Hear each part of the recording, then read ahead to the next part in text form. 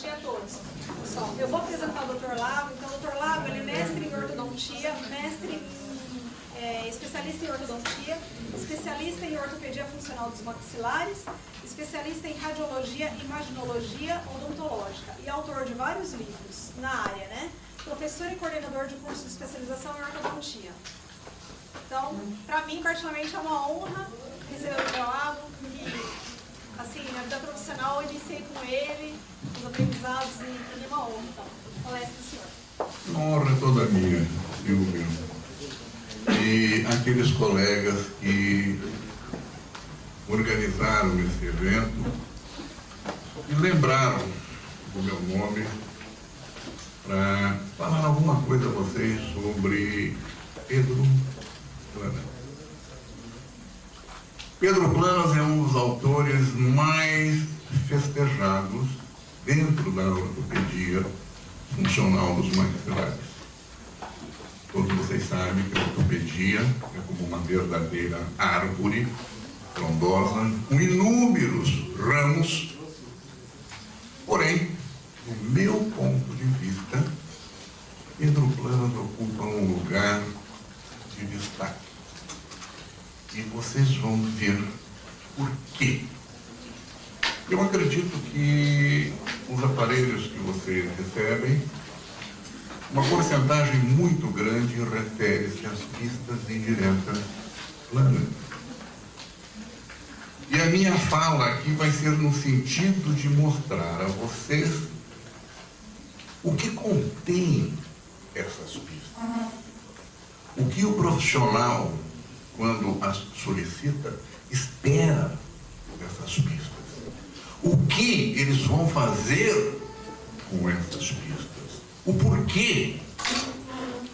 Pedro Planas, para mim, ele representa uma verdadeira revolução dentro da odontologia. E, segundo a minha perspectiva, foi aquele profissional que revestiu de credibilidade, de dignidade e de um caráter científico a nossa especialidade, que foge muito do campo meramente estético. Eu vou me deter um pouquinho mais nesse item. Vamos começar. Isso pode parecer um pouco fora de lugar, mas eu quero que vocês prestem bastante atenção, que não tem nada fora de lugar. Quero que vocês prestem atenção nesses aforismos. Sem estrutura não pode haver função. Sem correta estrutura, a função não pode ser correta. É uma relação quase natural, evidente. E uma função incorreta pode afetar não apenas uma correta estrutura, mas também afetar seriamente o desenvolvimento da estrutura. Ora, então, o primordial é determinar o que vem a ser uma estrutura adequada, correta, e as funções que essas estruturas vão exercer. Nós não podemos ter uma dicotomia entre forma e função. Não podemos separar estrutura da função correspondente. Nós vamos descer e detalhar um pouquinho mais isso para vocês. Essas são palavras de Myron Lipton. Qual é o modelo de Pedro Planas? Esse crânio que vocês estão vendo, eu fotografei num estudo que eu fiz lá no Museu de Antropologia de Joinville a respeito do sambaqui. Sambaqui nada mais é do que aquelas repositórios de lixo de comunidades indígenas primitivas, né? Restos de peixe, conchas, que eles iam jogando no lixão, chamado sambaqui, e depois serviam também como depósito dos corpos daqueles que iam morrendo, né? E esses crânios têm por volta de 5.000 anos, de acordo com aquilo que eu vi lá, né? Então, este é um modelo natural, é o nosso paradigma. Não vamos nos fixar apenas em dentes, eles são apenas figurantes. Repito, figurantes de um sistema mais amplo. Então, Planas procurou, na análise de como este crânio desenvolveu-se fisiologicamente ao longo do tempo, e quero acrescentar que nesses crânios do Sambaqui e Joinville, eu manuseei inúmeros crânios, e todos eles apresentavam essa forma quase que padronizada de bases ósseas bem delimitadas, desenvolvidas com os dentes numa posição ideal. Para quê? Para mastigar. Para mim, dente serve para mastigar. E a mastigação exige cumprimento a leis específicas. Nós não vamos falar muito nessas leis, não vamos falar na teoria de crescimento, desenvolvimento, que é muito árido para a nossa finalidade aqui, mesmo porque o tempo que nós dispomos é relativamente curto. Então nós vamos ficar, e quero que vocês tenham como paradigma este crânio. Este crânio tem a oclusão espontânea, e seu autor é o criador.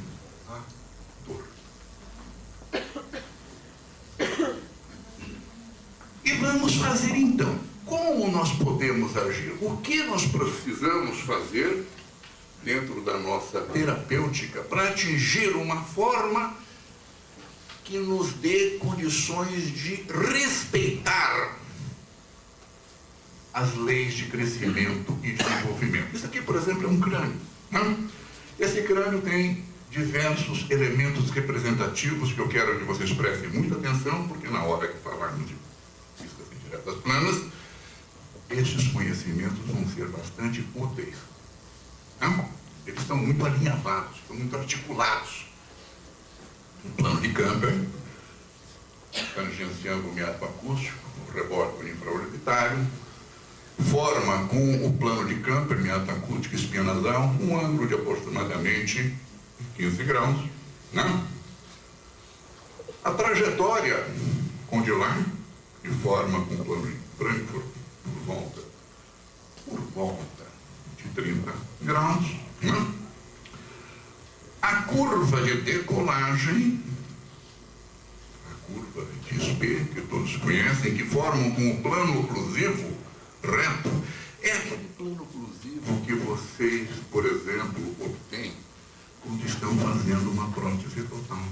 Colocar aquelas placas base, os desgastes de Patterson e aqueles movimentos de lateralidade, vocês vão percebendo que eles assemelham-se a duas ferraduras que se justapõem, reto.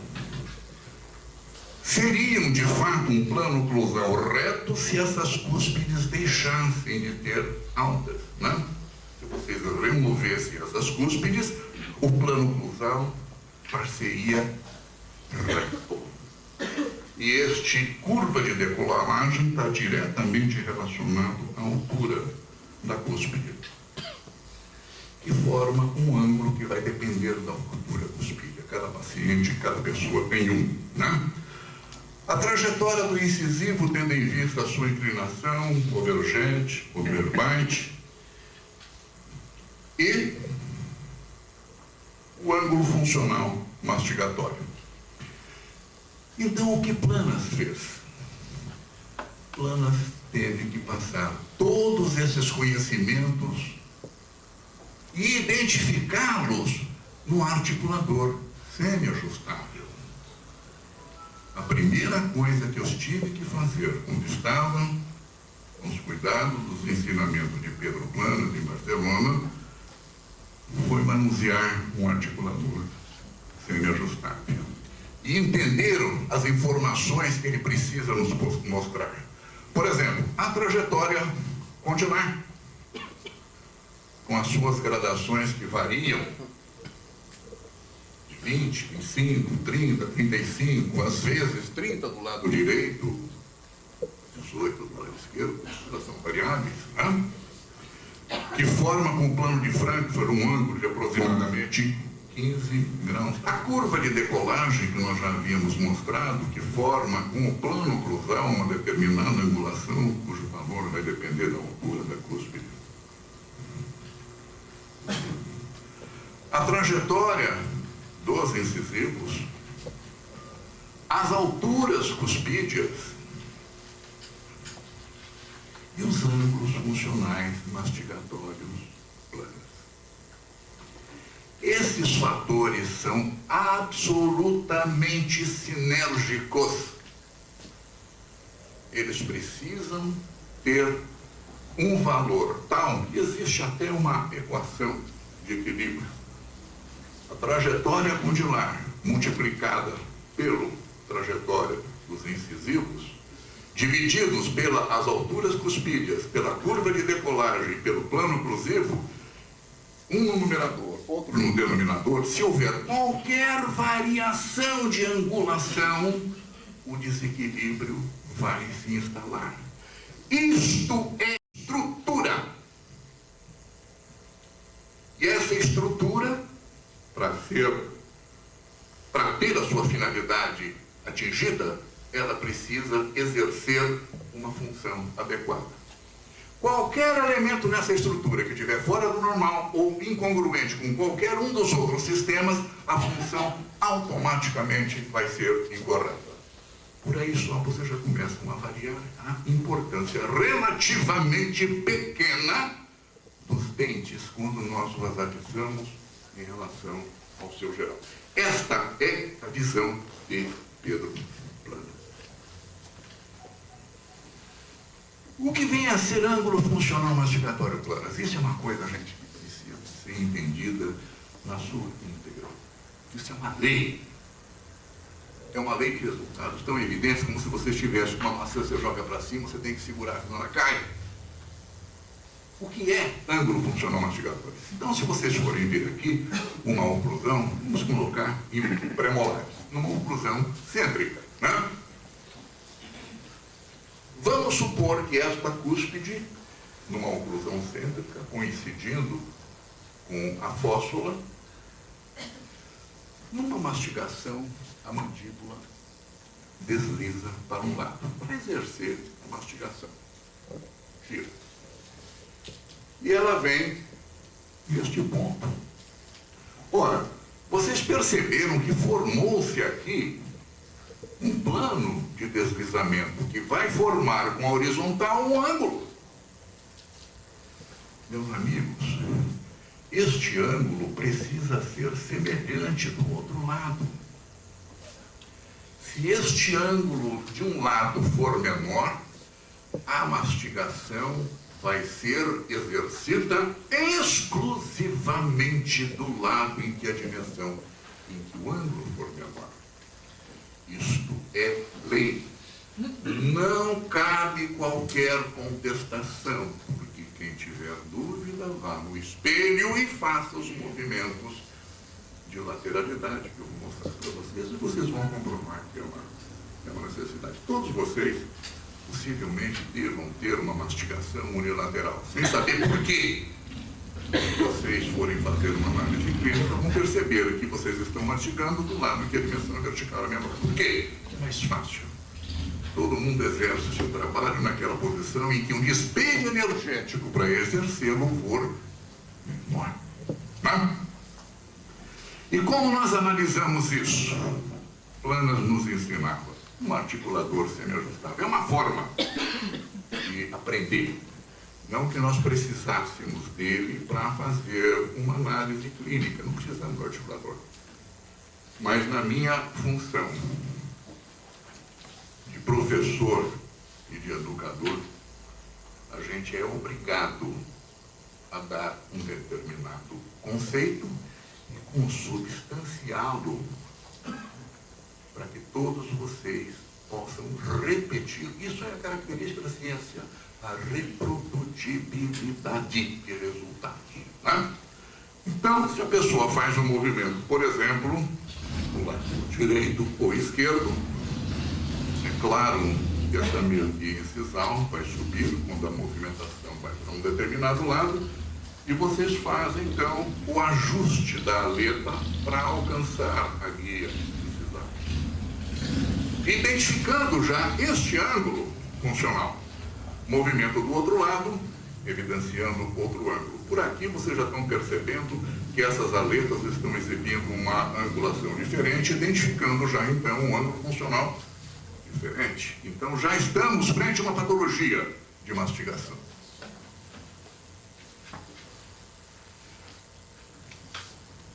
O ângulo do lado esquerdo, o ângulo do lado direito. Este ângulo é maior, portanto, essa pessoa vai mastigar exclusivamente deste lado menor aqui. Ó. É? E este é um esquema, mostrando o esquema que Pedro Planas utilizava. Nós estamos vendo aqui uma oclusão cêntrica, uns elementos da cabeça da mandíbula na fossa mandibular, no posicionamento adequado. Quando há um movimento para o lado direito, cúspides vestibulares e linguais do lado de trabalho e a cúspide palatina do lado de balanceio.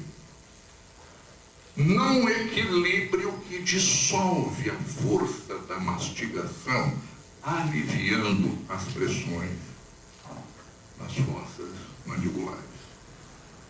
Então, como se fosse uma mesa de várias cadeiras, de várias pernas, todas elas do mesmo tamanho, e essa mesa torna-se equilibrada. Por quê? Porque a sustentação é equilibrada. As sustentações equilibram-a. Esta é uma oclusão funcional balanceada bilateral. Planas, ao desenvolver a sua filosofia e ao determinar aquele paradigma do órgão perfeito, o órgão adequado, ele preconizava isso, evidentemente utilizando os mecanismos que ele desenvolvia, explica. Os meus recursos são vastos.